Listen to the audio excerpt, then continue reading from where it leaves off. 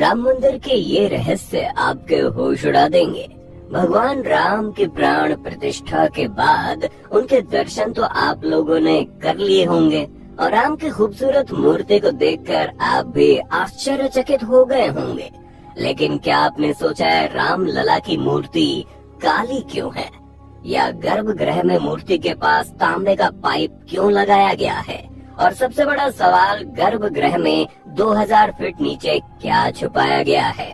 इतना ही नहीं दोस्तों, आज की इस खास वीडियो में मैं अयोध्या में भगवान राम के मंदिर से जुड़े कुछ ऐसे रहस्य आपके सामने लाने वाला हूँ जिसे सुनकर आपके होश उड़ जाएंगे।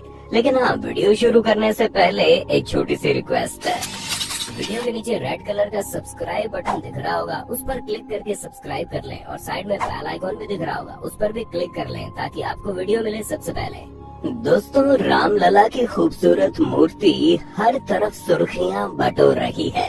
ये मूर्ति बहुत ही ज्यादा खूबसूरत है, लेकिन कई सारे लोग ये सोच रहे हैं कि भगवान राम के बाल स्वरूप की ये मूर्ति काली क्यों है।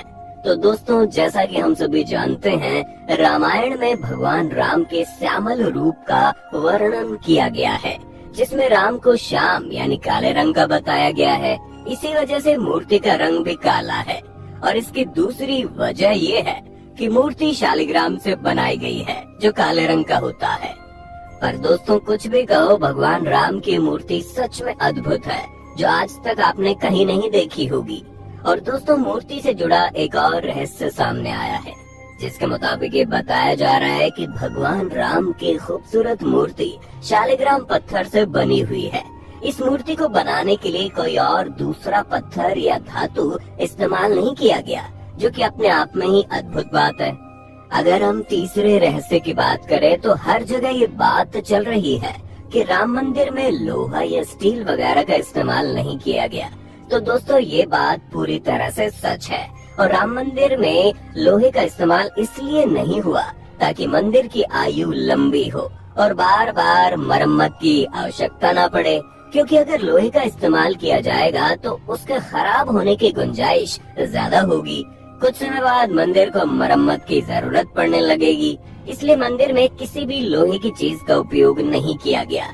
दोस्तों, जैसा कि हमने आपको बताया, राम मंदिर में लोहे या स्टील का इस्तेमाल नहीं हुआ है। ऐसे में सवाल ये खड़ा होता है, मंदिर की छत पर कौन से धातु का उपयोग किया गया। जानकारी के मुताबिक मंदिर की छत पर पत्थरों को जोड़ने के लिए तांबे का इस्तेमाल किया जा रहा है, ताकि ये सालों साल चलता रहे और यूं ही बना रहे, क्योंकि तांबा लंबे समय तक मजबूती के साथ खड़ा रहता है।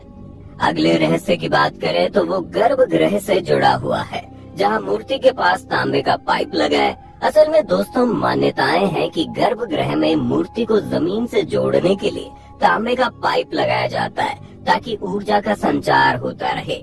दोस्तों, गर्भगृह से जुड़े रहस्य अभी खत्म नहीं हुए, क्योंकि यहाँ लोगों के दिमाग में सवाल चल रहे हैं कि आखिर गर्भगृह में 2000 फीट नीचे क्या छुपाया गया है। मंदिर के बनने से पहले गर्भगृह में 2000 फीट की खुदाई की गई और उसके नीचे कैप्सूल दफनाया गया है। उस कैप्सूल के अंदर रामायण से जुड़ी चीजें मौजूद है, जो लाखों सालों तक सुरक्षित रहेंगी। ये एक ऐसा कैप्सूल है जो परमाणु बम से लेकर प्राकृतिक आपदा तक हर एक चीज को झेल सकता है।